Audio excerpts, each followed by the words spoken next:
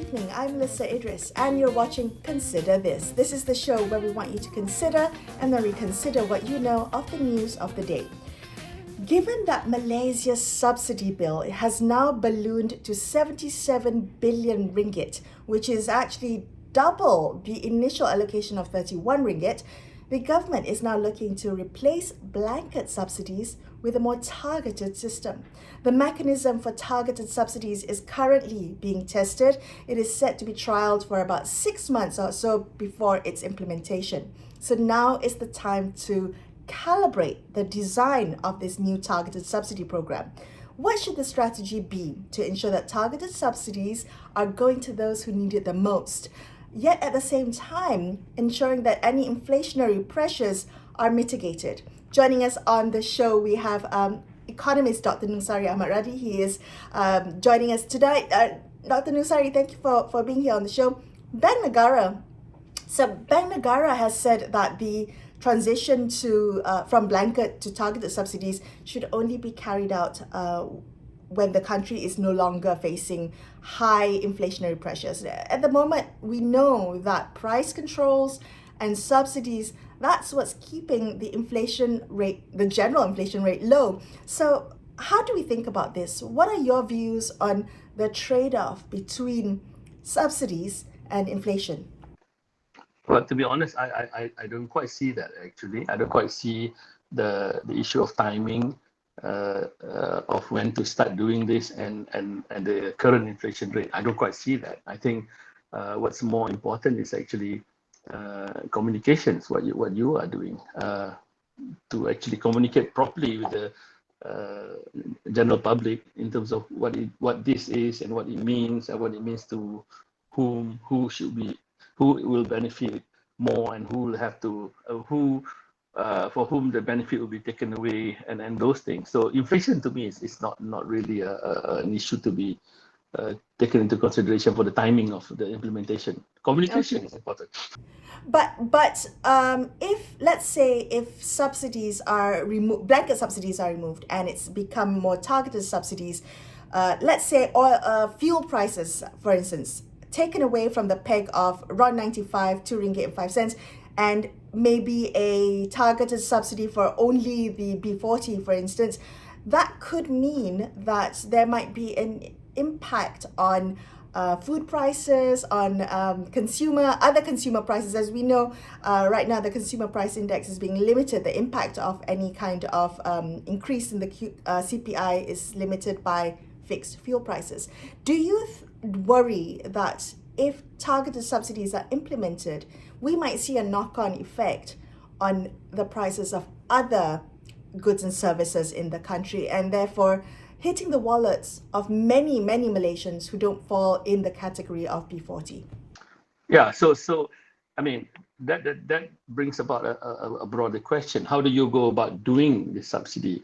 Suppose economists have known this for a long time, that actually the most efficient way of actually helping people who are in need of help is actually to do direct transfers, to give them cash or equivalents. So that's one option of actually using fiscal resources to manage cost of living of the targeted group. But if we still are going with subsidizing prices as opposed to augmenting income of the target group, then those issues will be relevant to be discussed. So price subsidies, it's always been distortionary, right? So removing it altogether will remove the distortion. There will be an impact in terms of what you've said, in terms of overall increases in prices. But the question is that the kind of thing that we want to go ahead doing? Because that requires quite a bit of technological prerequisite in order to say, to implement targeted subsidies at fuel prices, at pump prices. Right. I mean, I can imagine the challenges to implement that. How do you engineer a mechanism at, where pump prices are higher for one segment of the society and lower for another segment of the society? Can I come back to what you said about subsidizing prices versus augmenting income? Why do you think that the government has preferred to use the mechanism of targeted subsidies versus augmenting income of the ones who need it the most instead of direct cash transfers and removing subsidized prices?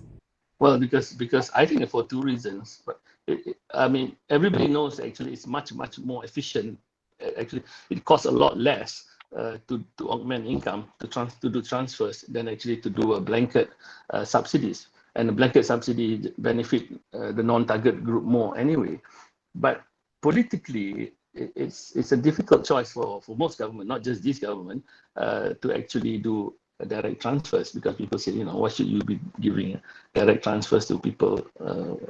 And then if you do that, you have to basically not support prices, not control prices. Then prices will go up. Then everybody will have to pay a higher price. So that is the kind of risk that I think politically makes it difficult for government to do the more efficient solution. So they keep on doing the less efficient solution. Sounds like not the best. I mean, the easier course as opposed to the correct course. Yes.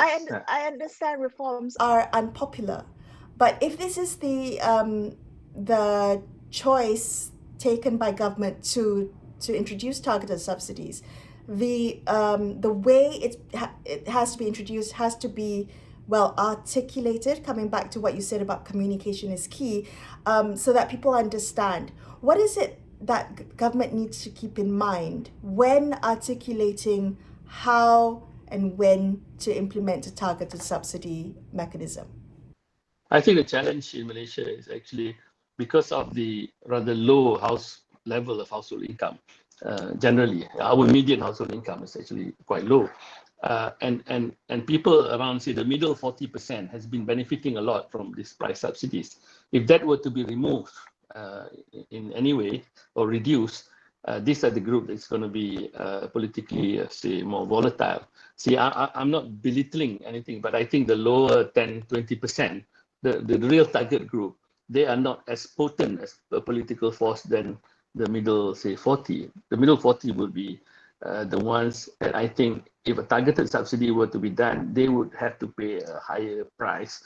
And the beneficiary will be, say, the lower 30%. The top 20 will not make that much noise, but it's the middle 40 that will make a lot of noise. I think the top 20 might make a lot of noise. They are the ones enjoying 8 billion ringgit worth of fuel subsidies, which is supposed to be meant for the ones who need it. But they can afford it. They can afford it, yes, that's for sure. I guess to refine my question a little further is then how do we, I mean, it's untenable, the situation of blanket subsidies. So something needs to be done. How then do you get that middle 40 to get on board? And I say this as someone who has been living off subsidies my entire life, fuel subsidies, that is, we are so addicted to subsidies. How do we wean ourselves off that sugar rush? So one of the things that can be considered is actually, I mean, one thing that people have done in other places is actually you target the consumption. So you say there are certain types of goods, quote unquote, inferior goods that receive more subsidies than superior goods of the same kind. Then you know that if you subsidize this bit, the beneficiaries will be people of lower income. So that's okay, right? There's such selection in that sense in terms of consumption. That's one way of doing it. The other way is actually what has been done elsewhere. Is actually instead of cash transfers, they use coupons, redeemable coupons to use for specific items of consumption. So that is also quite I think efficient if it's done properly. Of course, there will be leakages and so on, but those are the kinds of mechanisms that they need to think of, because you can't do a price subsidy. You have to do a more targeted consumption type subsidy. And the other thing about doing this is actually you have to get the right behavior, right? So for example, instead of subsidizing, 77 billion, I don't know how much of it, I think the bulk of it is actually fuel prices, pump prices. If you subsidize public transportation right down to almost nothing, for example, but it comes at the price of a higher pump prices. So that sort of type of subsidy changes behavior by reallocating where you want behavior to change. So, but that will be unpopular too, because people say, I have to pay RM4 instead of RM2 now. So Oh, based on what you know of how Malaysians are. Dr. Nungsari, what do you think might work for Malaysia? Do you think that like a coupon system might work better as opposed to changing behavior? What's your thoughts? but you have to do some changes in behavior, because we for example, public transportation, we've been spending hundreds of billions on public transportation, but the ridership is not there, partly because the cost of fuel is subsidized. I use 95, right, RM2 instead of RM4. But you have to give choices and options to people. So if you want to change behavior, you might as well change them for the right behavior that makes sense for you fiscally as well. And I think if you reduce MRT, LRT, whatever, rapid to almost nothing, you probably cost less than what you have to subsidize at the pump prices, like 70 whatever billion ringgit. So those are the kinds of things that needs to be considered, but you need to give choices to people, right? The system has to be efficient, and so on. But I should say, actually, we have the data and we have the technology for those who need the most help. I think those group should be targeted in terms of what their minimum consumption should be in terms of whatever essentials. Are you at all concerned that if a targeted subsidy mechanism is introduced, that there will be those who just have no safety net anymore? They fall through the cracks and suffer non-subsidized prices, yet without the targeted mechanism catching them. Well, the so-called victim in this reform will be the middle group, right? They will be caught with not having enough to absorb the prices as the top guys, but not getting help, quote unquote, from public resources because they are deemed to be richer than the targeted group. So those will be the ones who will be upset, I think. Okay. Well, it's coming up to election time. Yeah. I mean, everyone's talking about the upcoming general elections, the questions of when and how it's going to be done. When you think about the political landscape, the political timing, does it make sense that the government is now looking to roll out a targeted subsidy mechanisms? Do you think that it will be bulldozed for the lack of political will? No, I don't think any reform in the subsidy will be done before elections. It will be too painful, too difficult to communicate with all the other noises that's going on. But they have to whet the appetite, because fiscally, the signal has to go out there that actually we can't go on like this. We can't afford to do this anymore. But I don't think they'll do it before elections. Okay, all right. Thank you so much, Dr. Nungsari. Economist Dr. Nungsari Ahmad Rani there, sharing his insights on the targeted subsidy program. Well, we're going to take a quick break here and consider this. We will be back with more. Stay tuned.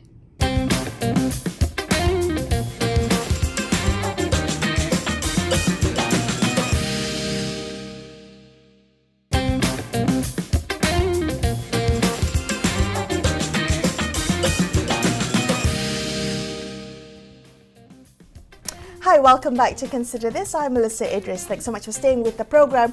Let's continue our conversation about a targeted subsidy mechanism to replace the current blanket subsidies that we now enjoy. Now, this comes as the country's subsidy bill has ballooned to over 77 billion ringgit. This is the largest amount in Malaysia's history.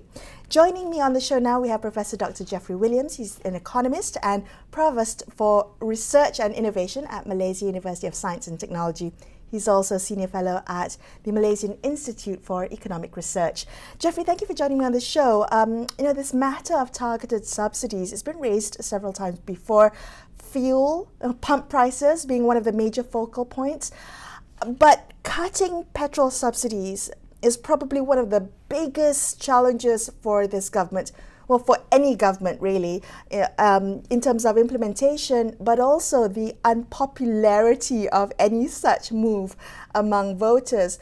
I do want to ask you if this is simply a bitter pill that needs to be swallowed no matter what.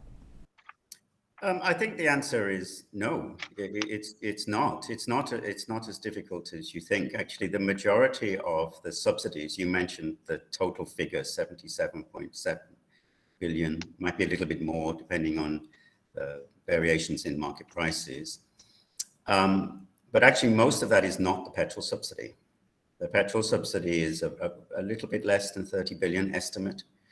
But we also know that actually petrol prices, oil prices rather, are coming down. So it might be a little bit lower than that. It's going to be a lot of money, but it'll be a little bit lower than that. And of course, we know that Petronas made 23 billion ringgit in profit just in the first quarter. So the government does have sources of revenue. In fact, Petronas' profit for the whole year is estimated to be 70 to 80 billion. So Malaysia's in a reasonably good position compared to Thailand or Singapore or Indonesia, because when oil prices are high, Malaysia gets revenue through Petronas, and Petronas is owned by the people and managed on behalf of the people by the government. So in principle, at least part of that additional revenue can be used to pay for the petrol subsidy. If we didn't use that, the petrol price would rise. RON 95 would be double the price. And that would mean that everybody would pay that, including the richest and the poorest would pay that. And so there is a payoff. There's no free lunch. Right. Jeffrey, so is it just a matter of riding out the high oil prices then? So the need to reform the subsidy mechanism from blanket to targeted is actually just a matter of timing. And I ask this because so much focus has been given to the fact that with the pump prices, with the petrol subsidies, the T20 enjoy a significant amount. The figure cited was 8 billion ringgit worth of fuel subsidies. So should government be just thinking about, riding out the high oil prices and then making it to the status quo? Well, the issue of subsidies is a structural issue. But in the current circumstances, the subsidies have been introduced as a short-term measure. And as I mentioned just a moment ago, without that short-term measure, everybody would be paying the full market price. And that means that some people, particularly those on lower income, but not only low-income people, remember, it could be middle-income people paying twice as much for their daily petrol to go to work. But certainly for lower-income people, they would just be priced out of the market. They just simply wouldn't be able to afford to pay twice as much. Or they would have to cut back on other things, essential things like food and other things that they need for their families. So as a short-term measure, subsidies have worked in Malaysia. They've kept the overall rate of inflation down, on average about 2.5%, peaked a little bit more than 3%. But compare that to Indonesia or Singapore or Thailand, it would be double that. And without that, the finance ministry have estimated it would be 11.4%. But subsidies are distortionary. They're very costly in the long term, and we need to remove them in the long term. So we need to look for alternatives to subsidies as a structural solution to the problems. Because oil prices go up and oil prices come down, but we can't be necessarily subsidizing heavily as has happened in the last few months and a couple of years, simply because of vagaries in the market. We need to have a proper system. Okay. And what are the other avenues as opposed to subsidies? Well, you basically have two options when it comes to subsidies. One is to subsidize particular products, and the other is to target the subsidy on particular types of product, or to give it to a targeted group of people who you feel are in need of it. In other words, basically, in that case, you look at their income. And if their income is low, you will give them a cash transfer or some additional income support. We know how this works. It's very easy to do this, and it's by far the best system.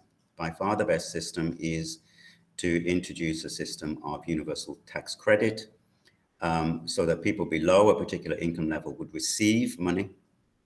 People above a particular income level would pay taxes in the normal way. It's not at all alien. We have the Bantuan schemes. We're currently in Bantuan Keluarga, Malaysia. It's had many, many different versions, all the way back to BRIM or BR1M, right? We remember. So we have a system in place. People who are in the low income groups are registered. The problem with the current systems for cash transfers is that they are infrequent. They're not monthly cash transfers. But they can easily be changed to have monthly cash transfers as tax credits or universal credit schemes. Now, The alternative, as many people are proposing, which is to target particular products, is the worst idea you could possibly have. It is absolutely terrible, because what would happen under these circumstances is you would target particular products, and then companies would need to have their product on a list of subsidized items. That opens up many opportunities for corruption. There is the question of where would you buy these items? Would you be able to buy them in the normal mom and pop shop, or you have to go to the big stores or the franchises? Then again, you have to be on the list in order to get the subsidy. And then, of course, if it's a transfer through an e-wallet scheme, which are the e-wallet schemes that will be approved and which won't? And the ones that are approved are going to be paid a fee every time there is an e-wallet transaction for the people in receipt of the subsidy. And that just opens up massive amounts of additional transaction costs, of course, paying for the system in the first place, and then opportunities for corruption. How do you get on the list? How do you make sure my product is there and not somebody else's product? And that's a massive amount of unnecessary cost. Right. Now, you see, the cash transfer scheme doesn't have any of that. You just give people money and they can spend it where they want as they choose. And people know best what they need for their household. And they can spend it wherever they like. They can spend it in a mom and pop shop. They can spend it in the Pasar Malam. They can spend it with the auntie at the side of the road who gives them naziliamat when they're going for breakfast, or the guy, that wonderful guy who's selling the 10-cent donut, making sure people have something in their stomach when they go to work. You can't do that with an e-wallet scheme. Understood. Jeffrey, just coming back to the targeted subsidies, is there any mechanism that you can possibly think of that will allow for a successful implementation of targeted subsidies at the pump? Yes. You can, okay. Yes, so in what way? The simplest of simple schemes. The simplest of simple schemes is this. One of the big problems that people have highlighted is that people in the T20, the most wealthy people, are getting more of this subsidy than people in the B20, the lowest, or even the B40 or the B50 or B60. Of course, this is true because they buy more petrol. So if you introduced a tiered pricing scheme where the subsidized price was only available for small amounts of money, then people in the B40 group who buy 1/3 of the amount of petrol as people in the T20 group, they tend to buy smaller amounts. So since they're buying smaller amounts, they would get the full subsidized price. When you want to fill up a big SUV, the more you pump in, the more you pay. Now, this again is also not an alien idea. If we are buying electricity, the more electricity you use in your house, the bigger is the fee per kilowatt hour, the more you use. It's not at all alien. And it's very simple to do because you simply change the mechanism at the point of sale. When you swipe your card, as you're buying more, the rate at which you're paying will go up. And it can be done simply by reprogramming the point of sale. So a tiered system, a progressive payment system.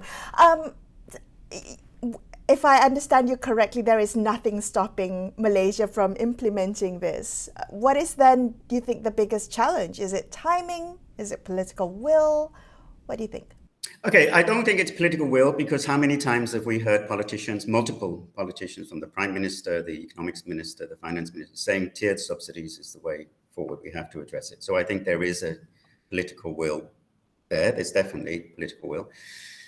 The technology is there. I mean, Malaysia is a country that introduced My Sejahtera in a matter of weeks, right? So the technology can be done. There's no question about that. But there is a question about the choice between targeting products, as I mentioned before, which allows a lot of people to make a very great deal of money through transactions costs, through being on the list or not being on the list, and the alternative of a cash transfer scheme where no intermediary, no middleman makes any money, because it comes directly from MOF into your bank account, just like the BKM payment. So I believe that the reason it's taking so long is to test whether we can have a product targeted scheme, because actually that generates fees for the people who are going to introduce it.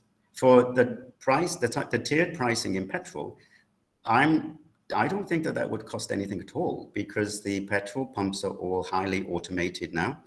The petrol companies know for sure how much you're buying, and they can change it reasonably straightforwardly. So there's nothing there either.